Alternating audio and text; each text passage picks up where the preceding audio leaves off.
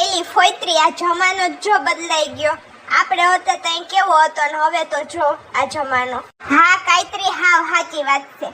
આપણે હાહરે આવ્યા ને વહુ થઈને તઈ આપણું કાંઈ ન હાલતું ને અત્યારે આપણી વહુ આગળ આપણું કાંઈ નથી હાલતું. આપણે તો ફોઈત્રી વહુ હતા તોય દબાણા ને હાહુ થયા તોય દબાઈનો જ રહેવાનું.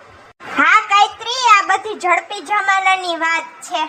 હું નવી હવે પૈણી નવીન વાહિદું કરતી હતી ને તો જરીક મેં માથે ઓઢ્યું હતું ને તો હુંડો ઉતારવા ગઈ ને વાહિદાનો તી જરીક ઉતરી ગયું. તા તો આખી શેરીને ખબર પડી ગઈ અને બધાએ મારા હાહુને એવી વાતો કરી ને તી મારા હાહુ ભૂરાયા થયા.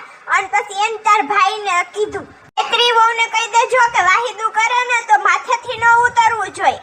અને તાર ભાઈનો મગજ તો એવો ફાટેલો ને એમાં એની બા એને કહે એટલે તો પૂરું. મારી પાસે આવીને મને કહે તારે માથેથી ઉતરવું ન જોઈએ અને માથે ન રહેતું હોય ને તો ખીલી ખોડી દે માથે. સાચી વાત છે કાયત્રી, પેલા એવું જ હતું બધું.